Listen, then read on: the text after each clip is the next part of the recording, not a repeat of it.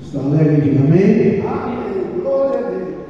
Como já se falou aí, o Natal está chegando, mas nós não fazemos parte desse grupo. Nosso prazer está em outro lugar. Amém? E eu quero nessa noite falar com os irmãos do Salmo de número 100. Verso 1 e 2, Salmo 100, versículo 1 e 2.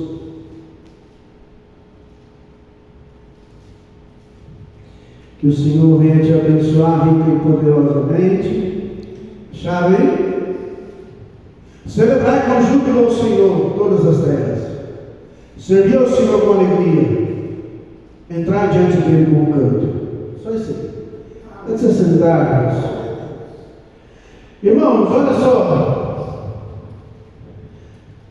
quero falar com você, assim, falando sobre privilégio aí, né? E nós, irmãos, temos um privilégio muito grande.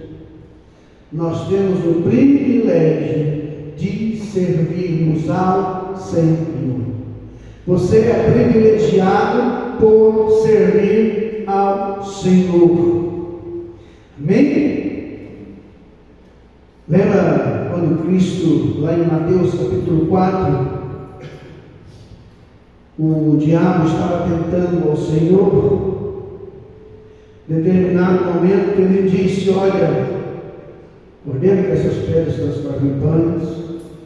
E depois falou outras coisas, mas lá no versículo 10 Cristo disse, Mateus 4,10: vai-te, Satanás, porque está escrito: ao Senhor teu Deus adorarás, e só a Ele servirás. Quando o diabo disse: se tu prostrares, me adorares, e ele levantou a Cristo como homem, e Satanás mostrou toda a glória dos reinos da terra. Ele falou: tudo isso é meu, porque foi me entregue, e eu vou te dar, se você prostrares, me adorares. Cristo diz: vai, Satanás, pois está escrito: só o Senhor teu Deus adorarás, só a eles prestarás cultos. Amém? Irmão, porque muitos são chamados e poucos são escolhidos, lá em Mateus 20, verso 16. Muitos são chamados, poucos são escolhidos, mas dentre esses poucos que foram chamados, estão os escolhidos, que é eu e você. Nós temos um privilégio enorme,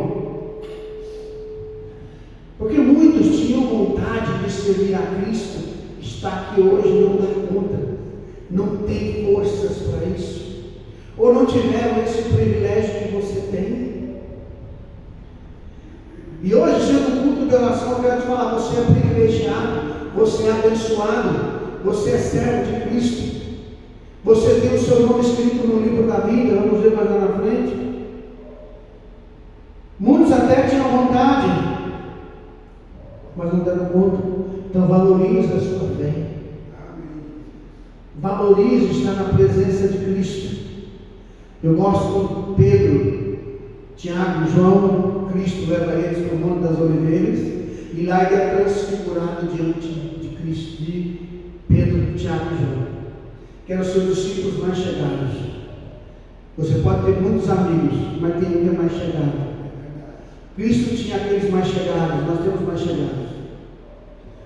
Cristo mostrou para ele como ele é, e falou: Senhor, vamos estarmos aqui. Vamos sair daqui não, Senhor, vamos fazer 3 tendas, uma para ti, outra para Eli e outra para Moisés. Senhor, não quero sair daqui. Não queira sair da presença de Deus. Não tenha pressa de sair da presença de Deus, porque nós temos o privilégio de sermos chamados cristãos. Lá em Atos capítulo 11, versículo 26, lá em Atos capítulo 11, versículo 26, nós vemos lá: sucedeu que todo um ano se reuniram naquela igreja, ensinaram muita gente, e em Antioquia foram os discípulos pela primeira vez chamados de cristãos. Nós temos o privilégio de ser chamado de cristão. É um Cristo menor. Você se parece com Cristo, você carrega o nome de Cristo na sua vida. Então é um privilégio servir ao Senhor. E as pessoas estão se esquecendo, porque estão passando aí agora uma falsa imagem do que é servir a Deus. Porque as igrejas estão ensinando que servir a Deus é pedir, é orar, pedir, receber, ser abençoado. Está doente, o Senhor tem que curar. Está endividado, o Senhor tem que pagar as contas, tem que abrir portas, né? Casamento deu errado, o Senhor tem que restaurar. A grande questão é: como é que ficou doente? Por que ficou endividado? Por que o casamento deu certo? Não foi falta de oração, talvez. Não foi ficou endividado porque parou, porque orou pouco. Talvez até tenha sido, mas não é por isso. Mas Deus é tão bom que mesmo assim Deus ainda nos abençoa e abre portas. Mesmo a gente falhando, mesmo a gente errando, Deus vai lá e cura, Deus vai lá e abre a porta, Deus vai lá e restaura, porque Ele é Deus. Mas tem hora que Deus tem que agir como um pai. E o pai às vezes tem que corrigir seu filho. E às vezes Deus nos corrige deixando a gente passar por certa tribulação, para, como diz o salmista: Senhor, foi bom eu ter passado pela aflição, para que eu pudesse conhecer a tua glória. Aí no meio da aflição, lá no finalzinho eu posso dizer como Jó, capítulo 42, eu falei na terça-feira com os irmãos, quando Jó disse: eu te conhecia só de ouvir, agora eu estou te vendo, Senhor. Eu falei de coisa que era maravilhosa demais para mim, que eu não entendia. Agora eu estou vendo um Deus que é misericordioso, um Deus que é bom, um Deus que perdoa os meus acusadores, um Deus que me abençoa, um Deus que restaura. Esse é o nosso Deus. Você é chamado de cristão. Nós temos o privilégio de ter o nome escrito no livro da vida. Filipenses 4, verso 3. Que maravilha, ó. Sucedeu que, Filipenses 4, verso 3, peço-te também a ti, meu verdadeiro companheiro, que ajudes essas mulheres que trabalharam comigo no Evangelho, com Clemente e com outros cooperadores, cujo nome estão no livro da vida. Você está cooperando com o Evangelho, você está evangelizando, falando do amor de Deus, está ofertando, dizimando para sustentar a obra, para financiar a obra de Deus, porque a obra do Senhor é financiada com o meu dízimo, com a minha oferta, com a minha ajuda, com o meu tempo, com a minha dedicação. Seu nome está escrito no livro da vida. Então você é privilegiado. Nós somos privilegiados. Nós somos muito abençoados. Foi lido aqui hoje: a boa mão do Senhor estão sobre todos aqueles que o buscam para o bem. Êxodo capítulo 8, verso 23. A boa mão do Senhor está sobre a sua vida. Por quê? Porque você o busca, você é privilegiado, irmão. Então, se você é privilegiado, para de reclamar, para de olhar para aquilo que está dando errado na sua vida, passa a olhar para aquilo que está dando certo. Não? Quantas vezes a gente não agradece porque está olhando errado? Para mim agradecer, eu tenho que enxergar algo bom na minha vida. Ainda que seja: Senhor, eu te dou graças, porque o Senhor morreu na cruz por mim. Falava com alguém hoje, e ele dizia assim: o Senhor, olha, eu estava vivendo momentos muito bons financeiramente, agora está ruim, mas agora tem mais alegria do que antes. Por quê? Porque às vezes é no meio da aflição que você encontra a direção de Deus.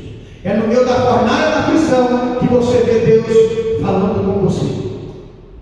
É no meio da fornalha da aflição que Deus vai falar com você. A boa mão do Senhor está sobre aqueles que o buscam. Não importa como você está.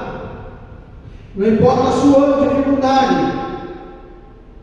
1 Pedro 4,16.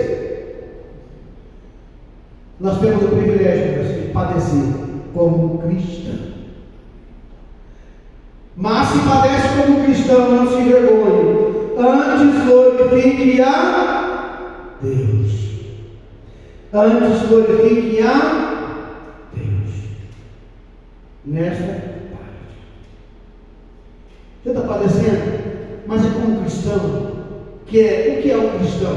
Aquele que é fiel. Aquele que representa Cristo. Que é representar Cristo é amar o próximo. Que é representar Cristo é tratar o outro como você quer ser tratado. O que é ser um cristão é amar o próximo. João 13. O que é ser um cristão é você tentar levar a sua vida com dignidade, dando o máximo do bom testemunho perante os de fora. Como foi dito na terça-feira, as pessoas têm que olhar para você e ver Deus na sua vida, para seguir o seu exemplo. Aí você está padecendo, não é como cristão. Ser um cristão é um privilégio. Mas muitos não estão dando o devido valor nessa parte. Porque nós gostamos de ser abençoado. Quem não gosta? Eu vi um cantor sertanejo hoje, vi um testemunho dele. O senhor, eu ganhei muito dinheiro. Muito. Não vou falar o nome dele não. Mas eu ganhei muito dinheiro, mas ele tem um bom caráter. Não é qualquer um desses que você está pensando. Tem um bom caráter. Eu senhor, eu ganhei muito dinheiro. O dinheiro é muito bom. Me dá muita coisa boa. Mas não dá alegria. Não me trouxe a satisfação. Ele encontrou isso no Evangelho. Ele encontrou isso em outras coisas. Dinheiro é bom, como diz a música, traz mulher e fama, mas não descabela se você ganhar não, diz a música. Fica tranquilo, irmãos. Dinheiro é bom, é bom. Quanto mais você tiver, o problema não é você ter dinheiro. Disse Billy Graham, o problema é o dinheiro te ter. Por que tem gente que não devolve o dízimo? Porque é avarento, tem amor ao dinheiro. É abençoado, mas tem muita devoção ao dinheiro. Eu não quero que o dinheiro seja um Deus na minha vida. Em vez de glorificar a Deus, ficam se queixando. E para isso eu quero encerrar lendo um texto, irmãos, um pouquinho longo, que é 1 Pedro capítulo 4. Pega aí a sua Bíblia, acompanhe aqui na frente.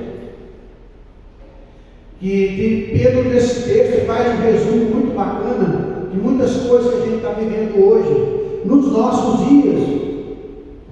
1 Pedro 4,12 em diante. Amados, não estranheis a ardente prova que vem sobre vós, para vos testar, como se alguma coisa estranha acontecesse. Olha, a prova vem para te testar, para ver se você vai cair ou não. Mas alegrai-vos no fato de seres participantes das aflições de Cristo. Você tem que se alegrar por ser participante das aflições de Cristo. Amém? Para que também na revelação da sua glória vos regozijeis e alegreis. Aí o verso 14 diz: pelo nome de Cristo sois vituperados, bem-aventurados sois, porque sobre vós repousa o Espírito da glória de Deus. Aí vem a parte mais difícil. Que nenhum de vós padeça como homicida, ladrão ou malfeitor, ou como quem intromete em negócios alheios. Você tem que padecer como cristão, que ama o próximo, paga suas contas, faz tudo para andar na linha, não é? Mas se você está padecendo como homicida, ladrão ou malfeitor, porque aquele que se intromete em negócio alheio, o negócio está bom para você não. Mas se padece como cristão, não se envergonhe, antes glorificar a Deus nessa parte, porque já é tempo. Aí agora Pedro aperta mais. Já é tempo de começar o julgamento pela casa de Deus. E se primeiro começa por nós, qual será o fim daqueles que são desobedientes ao Evangelho de Deus? Se o julgamento começa aqui na casa de Deus, né? Está falando com Micael hoje, estava conversando com a senhora, nós vamos ter 2 julgamentos. O cristão vai comparecer ante o tribunal de Cristo. Para quê? Para ser julgado segundo as suas obras. E, de acordo com o que ele fez, ele recebe o galardão, recebe a recompensa, ou então não recebe recompensa nenhuma e um puxão de orelha do Senhor. Por assim dizer, né? Mas está salvo, mas sem galardão. Está salvo, um vai ter galardão demais e o outro nada. Porque diz Tiago: mostra-me a tua fé sem obras, e eu, pelas minhas obras, vou mostrar o que é fé para você. E vai ter o juízo final do trono branco, que esse é terrível, cuja Bíblia diz, em Apocalipse, que o céu fugiu e a terra também. É tão terrível que o céu e a terra fugiu, vai ser suspenso no ar. E aí, é julgamento e a sentença final. Os irmãos viram lá que a sentença não é boa. E se o justo apenas se salva, verso 18, onde aparecerá o ímpio? Portanto, também os que padecem segundo a vontade de Deus, encomenda-lhe na sua alma ao fiel Criador, fazendo o bem. Então você é privilegiado, você é servo de Deus.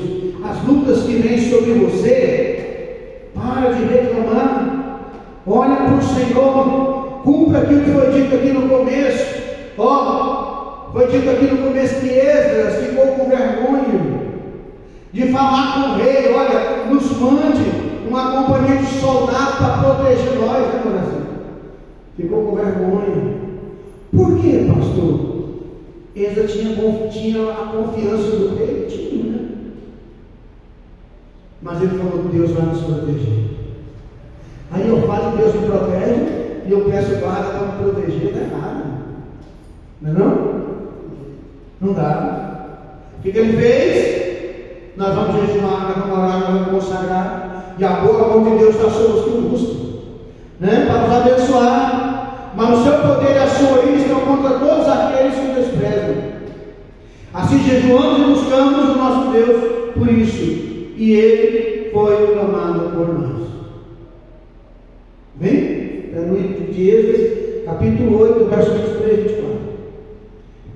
Então Esdras falou assim: olha, eu sou privilegiado, eu falei que Deus vai me abençoar, me proteger, e eu creio nisso.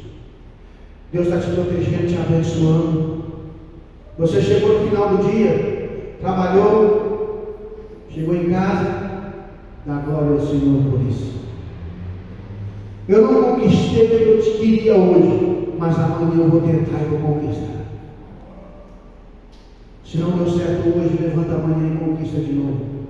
Mas não se esqueça, a sua oração é para que o Senhor te abençoe, abra seu entendimento e te mostre o que é certo e o que é errado, para você ter a capacidade de fazer só o que é certo. Lembra de Deuteronômio 30, 18, 19? Moisés falou assim: olha, eu vou te propor hoje a vida e a morte, a bênção e a maldição. Viva. Escolhe, pois, a vida para que vivas. Como? Amando ao Senhor teu Deus, tendo cuidado de guardar toda a sua palavra, porque disso depende a sua vida. A sua vida depende de você obedecer a Deus. Vamos ficar em pé.